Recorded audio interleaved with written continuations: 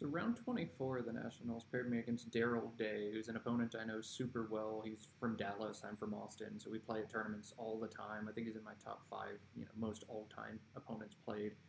And Darrell historically has my number. He does really well against me. It feels like he bingos a lot early in games on me, but Darrell's big MO is playing like a tight defensive game. And so that's just a consideration to keep in mind. And we know each other's games super well and have a lot of respect, I think, mutually for each other's games. In this game, I go first. I pull AEFLMRY, and this turn's super straightforward. If you know the word flamey, you're going to play it. You can put the F on the star or the Y on the star. I don't think there's really a lot of consideration one way or the other. I'm not super confident hitting bingos to a Y, and I know Darrell's bingo knowledge is pretty solid, so I would just slightly prefer to put the F there for that reason, if nothing else. But, not a huge deal one way or the other. It is worth noting that I end up counting Flamey as 36 instead of 34, so at the end of the game, things are, slightly different. But we did end up catching the mistake. Hope that doesn't spoil anything about a recount. And Darrell responds with Viand right here for 21, so kind of harmless on the counter play. EEHJORS is my pull. And this is a fun turn for me. You can see already Quackle puts a couple different options, and philosophically we have different ideas for what we can do here. You can go big and score a lot right now and cash it all in with something like Josher, or even just Josh for 38 or even 42. That's a bummer for a couple reasons. One, you blow the S on a board where an S hook is pretty strong, and two, you give out 5-letter plays from the J, where Darrell could, easily score 40 points right back, and you've blown up, fairly synergistic tiles, EEHORS, and maybe achieved very little. So for that reason, I decided not to play either the Josh or Josher kind of plays, and I'll go ahead and kind of strike off options. And then it just left dinkier little plays. We've got Gian here, and we've got Joe right over here. And what I decided to do is, in hindsight, maybe not what I would have done again. I elected to play Joe over here, and the reason I did that is because the S is pretty solid on the board after JO, right? The Viand's hook is pretty big, and there's really not a lot else that can be done. I expect Darrell plays like over here to the Y a lot of the time. If he has an S, maybe he'll bingo there, but even if he has an S and he doesn't have a bingo, he probably doesn't go there. So I think Joe does a really great job of preserving the power of my S, and EEHRS is, a really solid lead. We're going to bingo a whole lot of the time if we take a look at the details here. And I think I overestimated my chances a little bit. Quackle's only got us bingoing like 35, 37%. Yeah, there we go. We're trending up a little bit, but, about 35, 40% of the time, which is solid. But, in hindsight, I might play Gian instead. It's just 6 more points, And the reason I didn't want to do it is because I feel like if Darrell's got an O at all, he's going to counter back down the J row with some stupid 3-tile play and get 30 points, and then I'll be in a pretty bad position next turn. So I wanted to do what I could to preserve the power of the S. But, it's 6 points. That's a lot of points. And EHRS is probably even a better leave than EEHRS. So 6 more points, better leave. I think I was getting too cute trying to make my S worth a little bit more than it was. And if I could do it again, I would play John. But I didn't. I would absolutely not make a play like Josh or Josher there, though. Darrell comes down with casings for 80, so not only does he have 1 S, but 2 S's that I meticulously worked hard to try and make extra powerful, but that's fine, whatever. And I didn't pull my bingo, I'm not supposed to in that situation. I pulled EEHIORS. And here's another turn I wish I could have back in hindsight. Again, you kind of got to decide between, am I playing to bingo next turn, or can I try and score more points now? And I missed the big play that scores a lot of points, but that's in here, right here for 39. And then, probably the best play to preserve bingo odds next turn is Och. I don't know how you say that word, but I've got the R for ochre and the S for oches.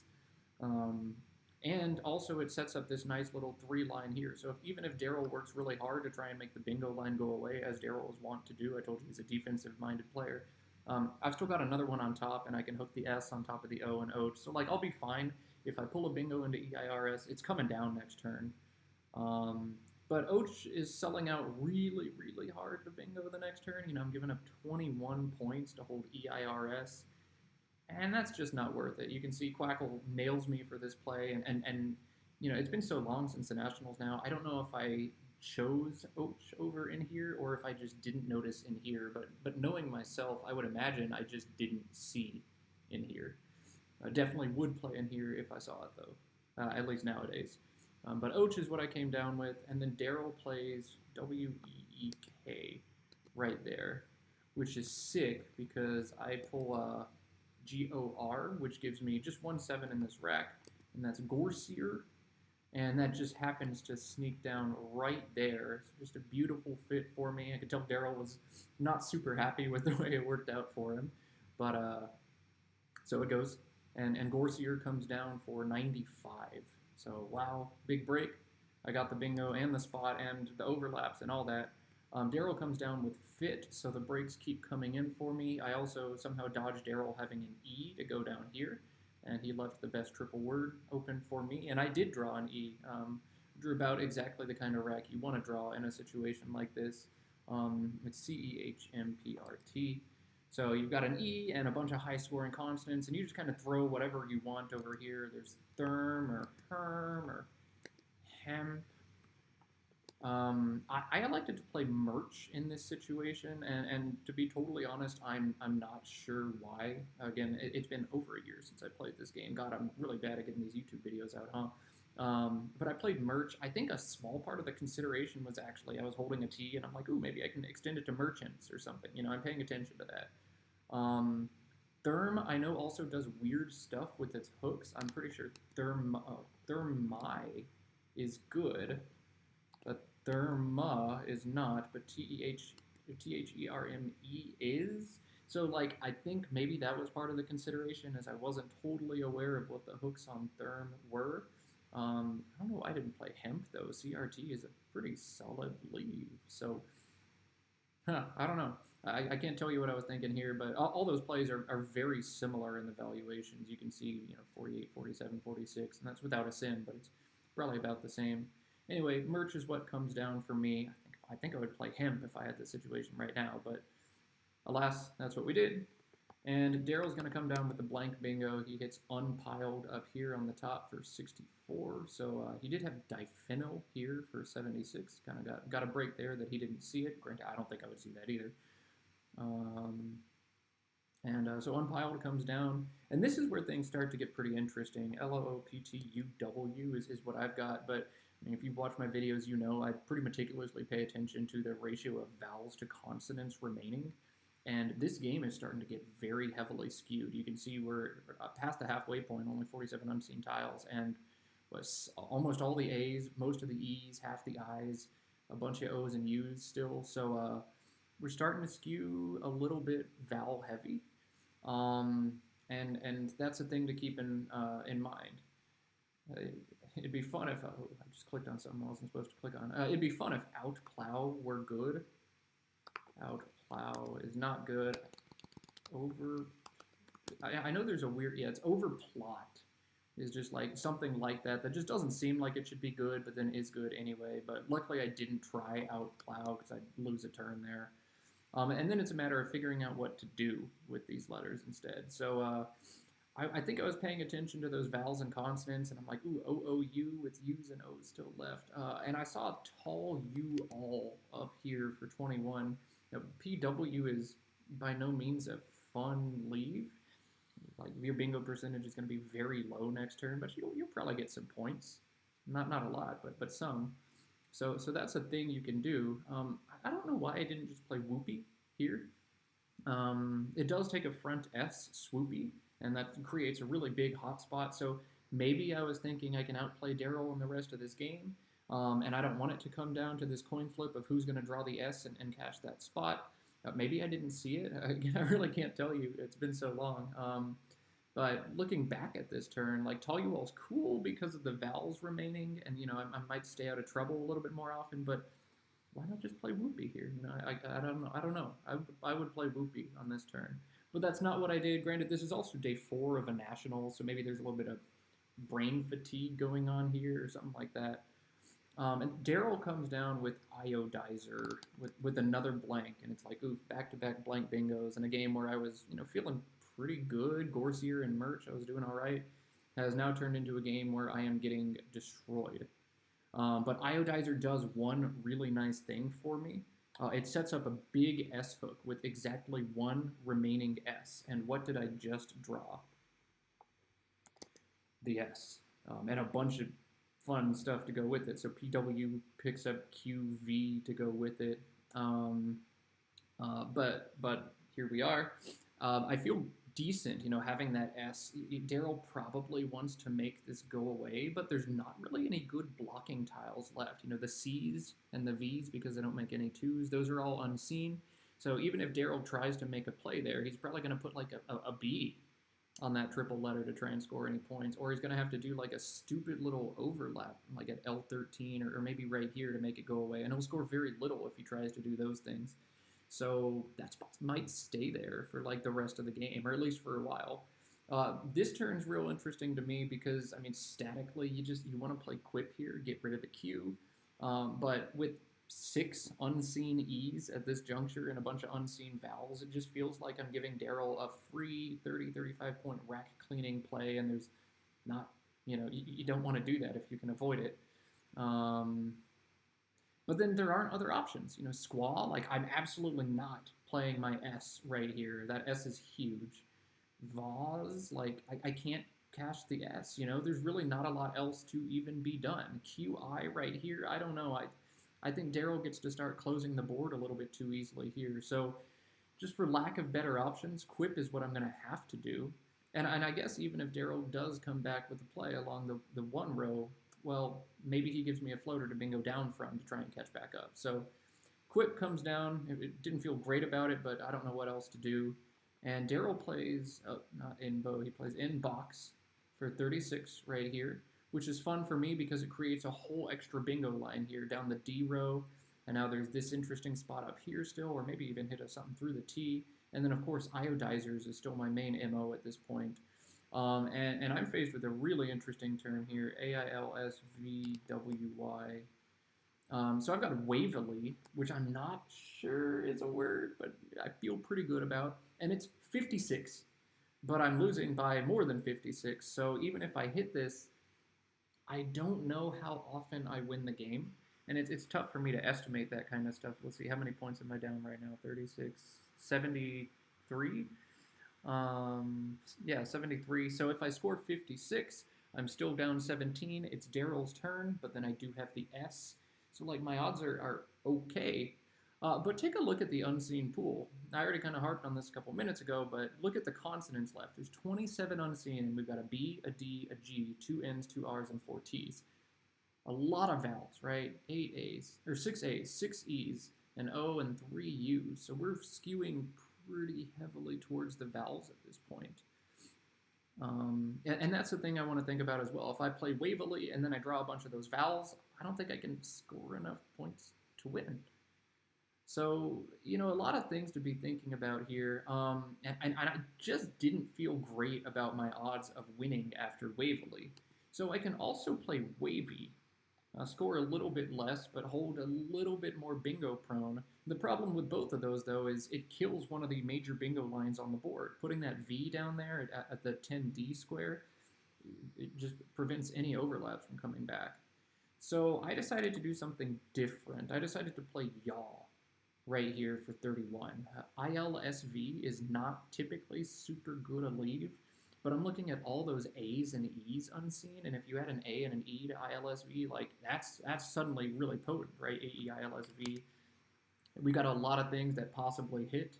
Add in that R that that I might be able to bingo with through Iodizer, and like all of a sudden, or maybe the T at the top, like suddenly there's all kinds of options in play for me. So I actually feel pretty good about this. Drawing one of those U's would be bad. You don't want UV, IUV together when you're trying to bingo, but I think long-term Yaw probably gives me the best fighting chance. Maybe Waverly if I decide, I'm going to try and win this game without bingoing. But I feel like too often I play something like Waverly for 56, and then Darrell scores 30 up here, and I'm down 40 again, and even though I've got that S, like, I'll draw vowels and hit like a 30-point weak play down here and then just kind of lose. So I decide to swing for the fences. I'm playing to bingo one more time this game, gosh darn it, and we'll see if I'm able to do it. So yaw comes down for me. And then this was kind of curious. Darrell plays regent up here for 40. I've been saying there are not a lot of consonants left, so I expected kind of a vowel dumpy word to go up. And then instead 4 consonants come down. So whoa, what is going on here? Especially because I pick like all consonants too. ILSV picks up BRN. And so now if you look at that unseen pool, it's getting nuts. 18 unseen tiles, and 4 of them are consonants, and 3 of them are T's. Like Darrell's rack, pretty much no matter what, is terrible right now. Maybe outdate. Like outdate would be decent, but even then, if he's got outdate, he can't put it anywhere or do anything with it. So things are getting weird, but I still need a pretty big break to win this game, and I need to make that opportunity for myself. So I decide to play Verl right here. I know Darrell, and Darrell's very defensive to the point where he's almost paranoid about it. And if there's a triple open, like almost 100%, Darrell's gonna block it. So I open this triple, and I assume Darrell's gonna block it. I hold B and S, and I figure I'm gonna draw a bunch of consonants, or I'm sorry, a bunch of vowels into my consonants. And unless Darrell happens to have like exactly ovated, there's 2 pretty good plays, actually. He can have through that V. He can play Ottava, Ottava, or ovated. Oh, ovated is no good. It's novated, they added. So I guess unless he has Ottava, he's not going to have a lot that he can do through that V to hit me back. Deve, maybe, D-E-A-V-E, something like that. But it's going to be kind of tough for him to block, and he'll have to give up more consonants to do that. And, maybe I still win if I'm able to hit a 90-point bingo making iodizers on the triple word. It's going to be a close game. I figure I'm not going to hit the triple here, but I have to make the possibility a thing so that he has to make it go away so that I can bingo in the other spot. So Verl comes down, and this is a critical turn for Darrell, and he comes down with audit. And I don't know what exactly was going through Darrell's head. I know we talked about it after the game. And I don't remember what he said or why he said it, but I remember him pointing at this play and being like, that was the game-losing play. I end up drawing this, and I did, in fact, pull a bingo. There are no 7s in here, but there is the 8 Ant Bears available for 82. And this is getting crazy now. Ant Bears puts me ahead by a little bit, but let's just run back to Ant Bears real quick. Look at that unseen pool. AAA, EEE, OUU, and a single T. So if I pull that T, Darrell has 7 vowels and he's dead. If I don't pull the T, then I have 3 vowels, and unless I'm able to pull EAU to put somewhere really solid, I'm probably still gonna lose. I'm gonna need to be able to go out in 1. So I'm still gonna need some luck. Pulling the T, I'm almost definitely going out in 1 unless I get UU to go with it. Even then I have 2, but so I need a little bit of luck yet. And sure enough, out of the bag, like a miracle, I draw A-T-E. You can put those in basically any order you want except alphabetically, and it makes a word. So that means Darrell's rack is A-A-E-E-O-U-U. And he's down 7, but it's his turn. But I just have enough things in enough spots that Darrell's not able to squeak this game out. You can run it through Quackle. He actually has 2 really sneaky plays here. He has Azo, and he's got Qua. And he could catch those back to back if I weren't able to threaten the out in 1. But of course, my letters are so good that I can go out in 1, and that's exactly what happens. So I ended up winning. I felt like by 12 at the time, but I told you I miscounted Flamey at the beginning. And I ended up winning this game by 10 points. But it was insane. I felt like I was dead in the water for a long time, and opening up Verl and just seeing all of the consonants dwindle away, and then hitting my bingo and pulling the final T out. Just an emotional roller coaster. And suddenly I've won a bunch of games in a row at the Nationals. I think this game put me at 15-9, which is absurd. I definitely in the top 7 or 6 at this point. So suddenly I went from I think I was 8-8, and now I'm 15-9. Right? I pulled out 6 out of 7, and now I'm in the thick of it. But hey, it's a nationals. You take any win you can get, no matter how improbable your comeback is, and we'll see what happens next. Thanks for watching. Sorry it took so long to get another video out.